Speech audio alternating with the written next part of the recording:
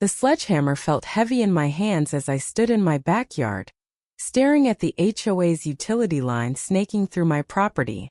Karen's smug face flashed in my mind, her clipboard, her sneer, her voice barking that my solar panels were an eyesore and against community standards.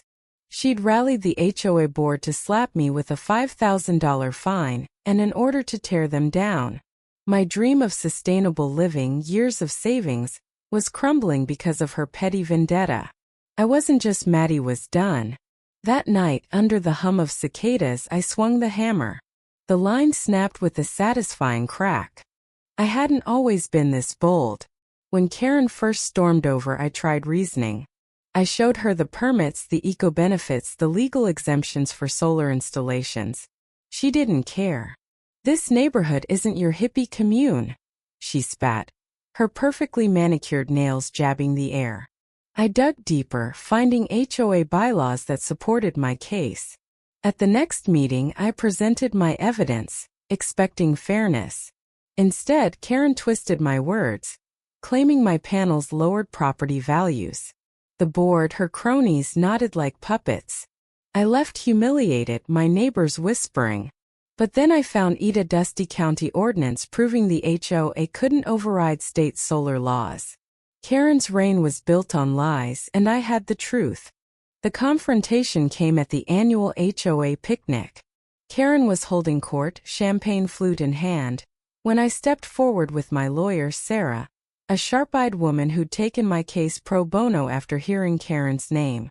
The crowd hushed as Sarah read the ordinance aloud, exposing Karen's illegal overreach. Karen's face drained of color.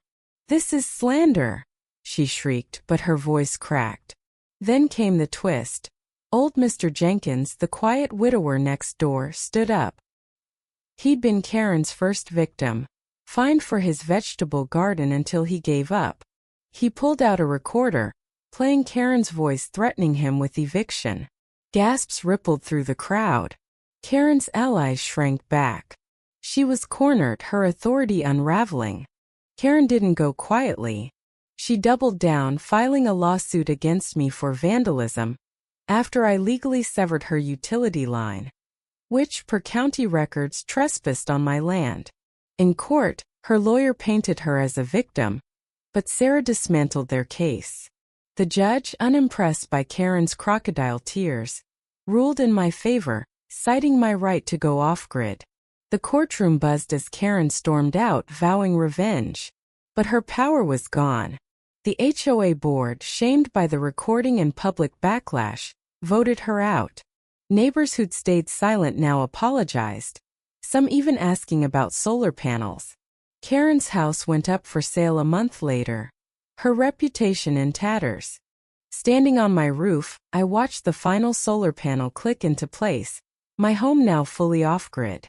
The sun dipped low, casting a warm glow over my yard, free of HOA wires. Mr. Jenkins waved from his garden, replanted and thriving.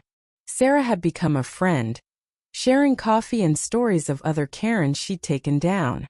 I'd fought not just for my panels but for something bigger, freedom to live on my terms, to stand up when power twists into tyranny.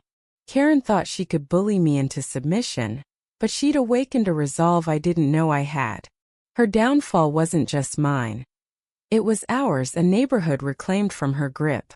I learned that courage isn't loud, it's the quiet choice to keep going, to find the truth, to swing the hammer when words fail. Karen's gone, but her kind lingers, waiting for someone to challenge them. My panels catch the sun each morning, a reminder that even the smallest fight can spark change. I'm no hero, just a guy who wanted to live greener and ended up cutting more than a wire. What do you think? Was I right to take the hammer, or should I have played by Karen's rules? Share your thoughts, I'm all ears.